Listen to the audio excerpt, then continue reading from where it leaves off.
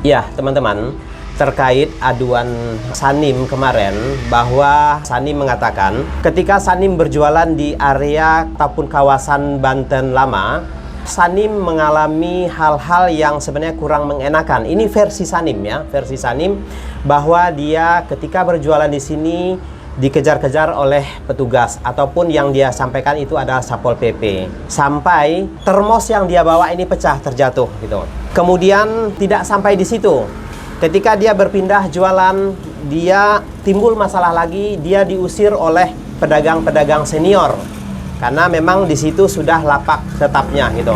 Nah, untuk itu kami ingin kepastian.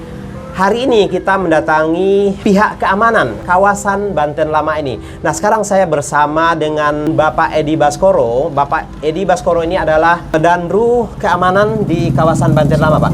Ya, Bapak, kami dari Detik Asa, Pak.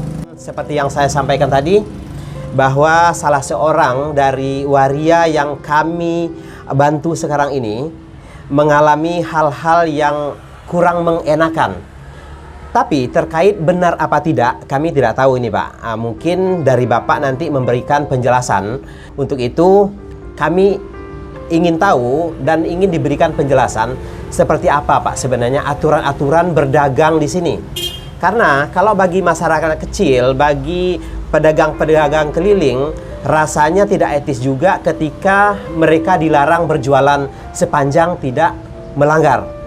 Agar mereka berjualan lebih nyaman, seperti apa, Pak, aturan yang sebenarnya, Pak, di sini? Baik, Pak. Jadi terkait untuk mekanisme dan tugas kami di sini sebagai Satgas Keamanan itu, yang pertama kita harus melayani terutama melayani pengunjung, dan juga untuk mekanisme sistem untuk menjaga aset-aset negara yang berada di sini agar tetap aman dan nyaman. Yang pertama, karena emang kita tuntutan masyarakat. Ya. Tuntutan masyarakat itu gimana caranya supaya masyarakat setempat itu bisa bisa berjualan dan cari nafkah. Tapi itu pun yang kami sudah tentukan mulai hari-hari ramai saja atau hari-hari tertentu, mulai malam Jumat, malam Minggu, dan hari Minggu. Itu saja. Dan beliau orang-orang tersebut yang sudah kami koordinasikan seperti itu atas dasar mereka yang berharap terhadap kita, tapi kita punya kebijakan agar tidak terbenturan dengan tugas-tugas kami di lapangan, karena emang mayoritas di sini sebelum dibangun dan sesudah dibangun ini masyarakat setempat yang berjualan di sini. Adapun untuk seperti itu sudah kami data orang-orangnya, termasuk di area di area Wirkit ataupun di area taman-taman situ kita sudah batas dan kita diketahui. Terkait mengenai masalah waria, apa yang disampaikan sama Bapak, itu tentunya kami belum ada laporan dan kami juga belum pernah menindak seperti itu. Bahkan kita juga pernah menyampaikan ke pedagang yang lain. Adapun pedagang itu sudah kami batasi. Kami batasi apabila kami melepas dengan begitu saja, mungkin kita akan tidak terkendali di kawasan Banten Lama itu. Sifat kepeduliannya juga sudah kami tetapkan ke orang-orang yang sudah kami tentukan, yang data yang sudah kami ambil. Itu saja, Pak. Terus kemudian kalau untuk laporan waria kemarin yang Bapak kondisi tadi, saya belum tahu persis orangnya seperti apa, atau data belum ada. Bahkan anggota belum ada. Sebentar, Pak. Ini kita klarifikasi dulu. Baik. Bahwa dia bukan sekarang nih, udah bukan waria lagi ini. Betul. Dia sudah fisik sudah laki-laki normal seperti biasa. Betul, gitu, Pak. Ya. Dan sistem aturan kami seperti itu. Ya mungkin dia harus lapor ke kami dulu. Oh ya, berarti yang pertama harus lapor, Pak. Iya, betul, Pak. Kami data juga harus ketahui juga kan identitas, betul, semacam apa gitu kan. Dan kita mungkin kita harus mengarahkan kegiatannya itu ada Jumat bersih.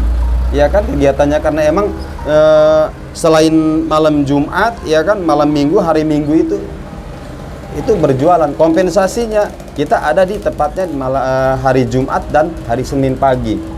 Kita akan bergotong royong semua di kawasan Banten Lama untuk membantu sampah-sampah terutama untuk penampungan. Jadi tentunya bukan hanya berdagang, tetapi juga peduli lingkungan, Pak. Betul, Pak. Kita ajarkan dikit demi dikit masyarakat itu untuk membentuk kepedulian. Betul. Gitu. Dan juga di situ pedagang juga sambil membantu kita untuk menyampaikan ke pengunjung yang silih berganti di sini, ya kan, untuk mengajak sifat kepedulian di sini. Ya. Kalau untuk area sendiri, Pak, ini area ada batasan area, Pak?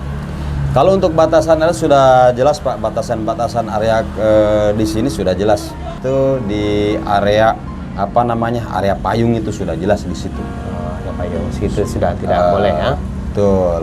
Kalau untuk kawasan-kawasan taman seperti ini. Nah, di taman sini tempatnya juga sudah kami tentukan di area WRKID saja. Jadi memang ada batasan-batasan ya. Betul. Yang harus ditaati oleh para pedagang nih, Pak. Betul, Pak. Itu pun hari-hari tertentu saja, bukan setiap hari. Itu pun nanti kalau misalnya ada hari-hari besar atau ada acara-acara inti gitu, baik dari kepemerintahan pusat ataupun ini, tetap kita sterilkan tanpa terkecuali. Iya. Nah, terkait ini aduan si Bapak Sanim, kebetulan namanya Bapak Sanim ya. Sanim, baik. Bapak Sanim.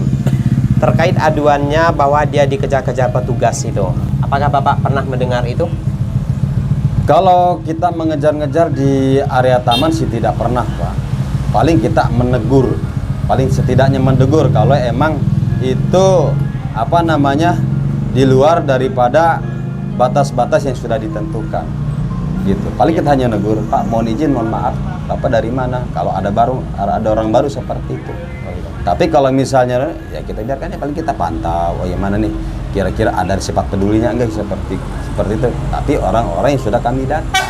Tapi adapun kalau ada orang yang, saya rasa untuk saat ini tidak pernah, Pak, tidak pernah ada orang apa sih namanya, orang di luar daripada data itu jualan di sini, tidak ada. Tidak ada ya. Makanya lebih jelasnya klarifikasi, bila perlu nanti Bapak Sanim bawa aja ke kantor kami. Boleh, nah, kita akan bicarakan bareng seperti itu apa. Iya. Gitu. Tapi kalau masalah di area marmer yang sudah jelas itu steril, Pak. Steril. Pasti. Iya. Karena itu. kenapa kita kejar-kejaran? Karena pedagang itu dia curi-curi dari kita. Curi-curinya kenapa? Sebelum kami tegur dia akan lari sendiri. Oh, iya, iya. Jadi laporannya mungkin seperti itu, merasa dikejar gitu. Padahal dia takut sendiri. Karena takut sendiri ya. Gitu. Ngelihat petugas, Betul. dia lari gitu Betul, ya. Pak, gitu. Dibilang dikejar, yang Betul. sebenarnya bukan dikejar. Bukan dikejar. Iya, Malah dia yang takut sendiri. Takut Karena sendiri. sudah tahu aturannya. Betul. Pokoknya yang jualan di sini sudah jelas aturannya, tahu, Pak. Mana yang boleh, mana yang tidak. Iya, iya, iya. Nah, kalau ini kita secara resmi gitu ya, mestinya dia untuk mendaftar atau lapor itu tuh kemana, Pak? Untuk mendaftar dan lapor bisa konfirmasi di kantor kami, Pak. Mungkin kita akan data juga gitu kan. Termasuk kita akan apa namanya? Kita akan kumpulkan kembali, termasuk di salah satu tempat sini kan ada koordinatornya. Gitu yang saya tanggung jawabkan. Oh iya. Nah, kemudian yang seperti yang saya sampaikan tadi, dia sering diusir juga nih sama pedagang yang lain. Ini gimana, Pak? Para pedagang ini memang sudah punya tempat masing-masing atau bagaimana, Pak? Sudah jelas, Pak, dan juga mungkin ya karena emang kenapa saya bentuk koordinator salah satunya di pedagang itu, saya akan tanggung jawabkan kepada koordinator itu terkait masalah pedagang bahwa sudah suatu contoh terdaftar 12, ya harus 12. Saya tidak mau tahu seperti itu. Maksud saya demikian agar tidak agar tidak menambah seenaknya orang jualan ketika dapat duit pergi begitu saja. Betul. Iya. Jadi bukan tanpa alasan, Pak ya, mengkoordinir para pedagang nih, Pak ya. Betul. Dikoordinir para pedagang, diberikan agar mereka juga peduli, bukan hanya mencari keuntungan, bukan hanya mencari nafkah, tetapi dia juga peduli, membantu ataupun peduli untuk lingkungan ini sendiri. Betul, Pak, betul. Ya, mungkin itu saja, Bapak. Terima kasih banyak atas penjelasannya. Mudah-mudahan ini bermanfaat juga bagi masyarakat yang berniat juga mungkin, Pak ya, mau dagang di sini tapi ini ada aturannya. Ya, mungkin dari tayangan ini sudah sama-sama kita ketahui bahwa ada aturan-aturan yang harus kita taati di sini. Ya, Bapak, terima kasih atas informasinya. Sama-sama.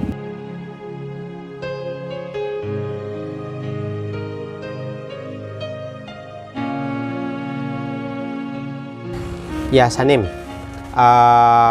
kemarin kan Sanim ngomong jualan di Banten Lama itu katanya habis dikejar-kejar ya, dikejar sama petugas. Iya. Karena Sanim ngomongnya seperti itu, dikejar sama petugas, kemudian diusir-usir oleh pedagang yang lain. Yang lain diusir-usir, ya namanya orang bersaing, nggak mau bersaingan dong.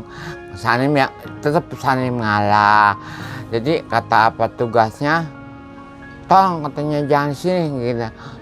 Pasti pegang termos itu jatuh ke sandung batu Sanim.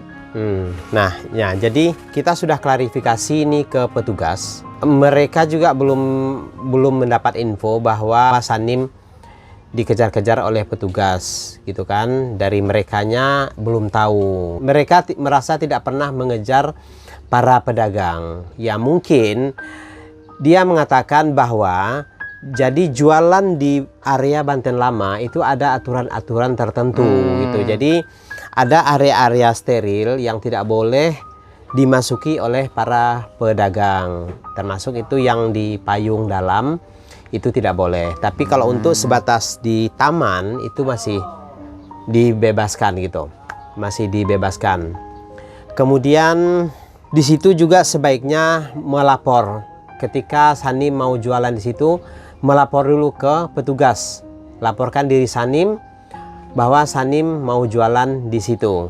Gitu. Jadi perlu pendataan aja sebenarnya. Jadi sebenarnya di sana itu bebas jualan, tapi tentunya orang-orang yang masuk situ ataupun pedagang harus didata, identitasnya harus ada, seperti itu Sanim. Mungkin Sanim salahnya itu nggak lapor, nggak apa, ngikutin alurnya para pedagang. Ya nggak tahu Sanim ada laporan gini-gini, mesti laporan. Emang Sanim salah gitu kalau ke situ mah. Mengenai ini tempat gimana? Nah, kalau tempat area-areanya dibatasin gitu. Tadinya Sanim jualan di dekat mana? Di sini di depan para pengunjung.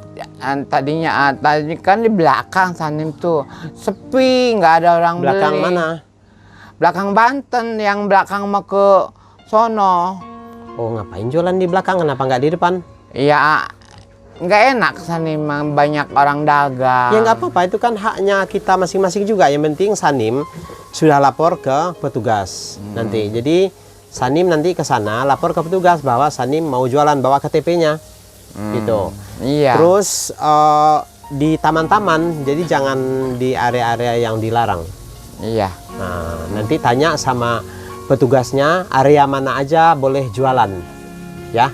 Iya. Gitu. Nah sekarang Sanim lebih baik nyaman keliling lah daripada banyak. Sanim mah simple aja, soalnya nggak mau neko-neko gitu. Mau ya kalau udah A nggak bisa B gitu. Nggak mau keliling aja lah, udah nggak mau gitu. Kalau gitu mah. Ya, mending keliling. Jadi gini Sanim, meskipun Sanim mendapatkan lebih dari nyadong, minta-minta, tapi itu kan nggak lebih baik, ya. Meskipun dapat banyak hasil dari meminta, tapi jauh lebih baik daripada hasil berjualan meskipun kecil, meskipun lebih kecil. Jauh lebih baik, lebih terhormat ketika Sanim berjualan daripada meminta-minta. Itu juga kawan ngomong, kawan di Serang, kawan ngapain minta-minta, ngapain?